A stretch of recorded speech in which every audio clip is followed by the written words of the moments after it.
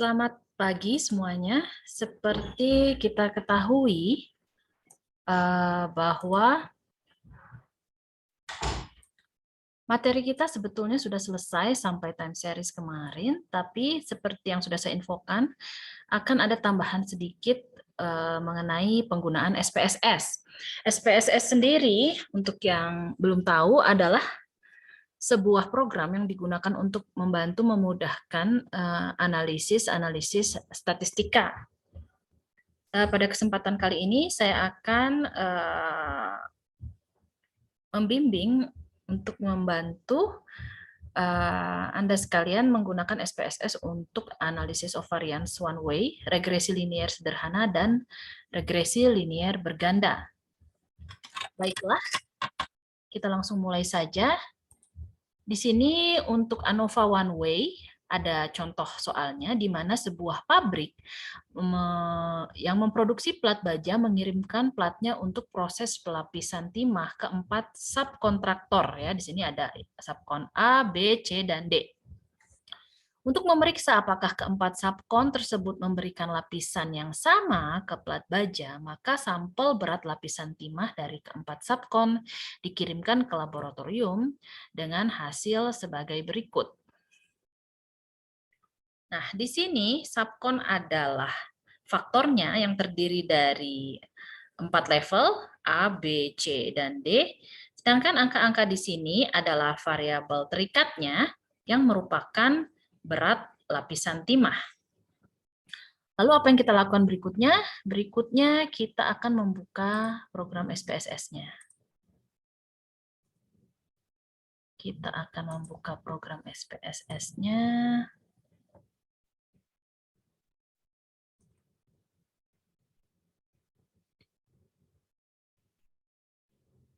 Seperti ini. Saya memakai versi 22. Yang kita pakai adalah datasetnya. Di sini ada data view dan variable view. Pertama kita klik variable view-nya. Lalu kita masukkan variabel dan faktor kita ya. Jadi yang pertama adalah berat lapisan timah. Nah, kita di sini memakai underscore ya. Kalau kita memakai spasi atau apa namanya? Simbol yang lain, kita bisa lihat akan dianggap ilegal karakter. Jadi kita pakai underscore berat lapisan timah, lalu kita enter. Di sini desimalnya ada 2. Bisa kita lihat sesuai dengan data kita ya. Ini 2 angka di belakang koma. Jadi sudah tidak perlu kita ubah. Lalu di sini measure-nya kita pakai scale karena ini data yang nilainya continuous. Kemudian kita masukkan subkon. Bisa kita lihat di sini subkonnya tidak ada angka ya sebetulnya. Hanya ada subkon 1, kedua, ketiga, dan keempat. Jadi desimalnya kita atur jadi 0. Dan untuk measure-nya kita pakai nominal. Lalu setelah ini kita ke data view. Nah, di data view ini kita bisa ketik langsung, misalnya seperti ini. Jangan lupa untuk komanya kita pakai titik ya, bukan koma, 0.25. Seperti itu misalnya, tapi akan lebih mudah jika kita kopikan ke Excel. Seperti ini. Lalu, setelah kita kopikan ke Excel, kita buat menjadi seperti ini ya. Jadi untuk subkon A kita copy, terus kita kasih indeks 1 untuk semua data dari subkon A. Untuk subkon B kita copy dan kita kasih indeks 2. Untuk semua data dari subkon B. Dan seterusnya ya. Jadi karena ada 4 level, maka di sini juga ada 1, 2, 3, dan 4. Selanjutnya kita copy data yang sudah kita atur ulang ini dari Excel dan kita paste ke SPSS-nya. Kita dapatkan seperti ini, lalu kita analisis. Analyze, untuk analysis of variance, kita akan compare means, lalu one way ANOVA. Ini ANOVA one way ya. Berat lapisan timah di sini masuk ke dependent, subcon di sini masuk ke faktor, lalu kita klik option. Kita mau data deskriptif dan uji homogenitas, kita klik yang dua ini. Kita continue, kita klik continue dan OK. Lalu hasil analisisnya akan keluar. Nah, hasil analisis ini bisa kita copy dan kita paste ke Words ya untuk kita diskusikan lebih lanjut. Kan kita akan mendiskusikan hasilnya.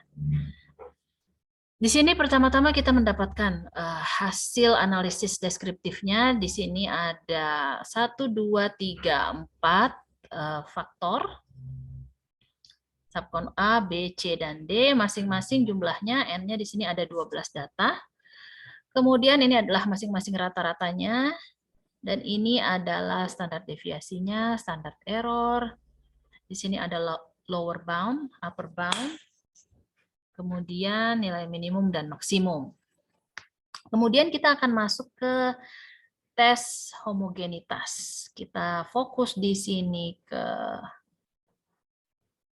signifikansinya, didapatkan titik 512, ini bacanya 0,512. Apabila nilai signifikansi lebih dari 0,05, maka sampel dianggap homogen, bisa dilakukan ANOVA. Jika nilai signifikansi kurang dari 0,05, maka sampel tidak homogen dan tidak bisa dilakukan ANOVA. Nah, karena sampel kita ini signifikansinya 0,512, yaitu lebih besar dari 0,05, maka sampel kita adalah sampel homogen. Tidak ada perbedaan nilai varians yang signifikan, sehingga kita bisa lanjutkan dengan ANOVA. Lalu berikutnya kita akan bahas hasil ANOVA-nya. Kita akan fokus kepada dua tabel ini, F hitung dan nilai signifikansi. Nah, H0 diterima jika F hitung lebih kecil dari F tabel. Masuk pada daerah hijau, ini distribusi F ya. H0 ditolak jika F hitung lebih besar dari F tabel. Sebetulnya lebih kecil, sama dengan ya.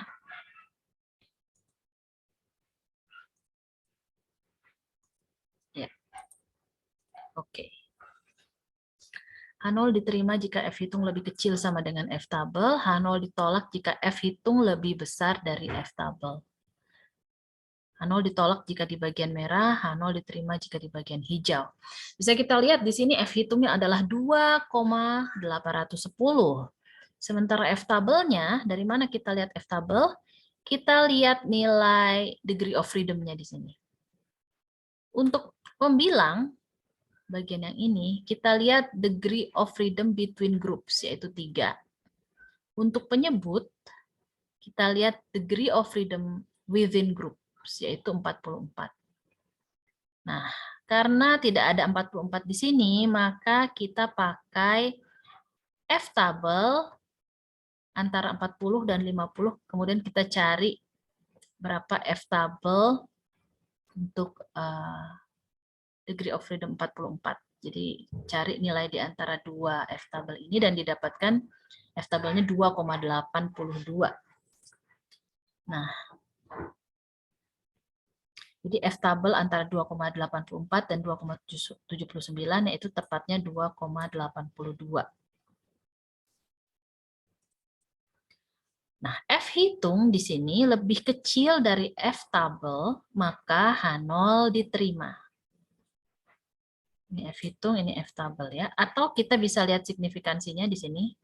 Ini signifikansinya persis sama ya, 0,05 dengan nilai signifikansi kita 0,05, maka H0 diterima. H0 diterima artinya tidak ada perbedaan signifikan antara keempat subkontraktor dalam memberikan lapisan timah pada plat. Akan tetapi jika kalian lakukan perhitungan secara manual, F hitungnya di sini kemungkinan akan berbeda karena ada pembulatan dan faktor lainnya. Itu tidak apa-apa, disesuaikan saja nanti dengan hasil perhitungannya. Kesimpulannya dibuat sesuai dengan hasil perhitungannya. Demikianlah SPSS untuk ANOVA one way.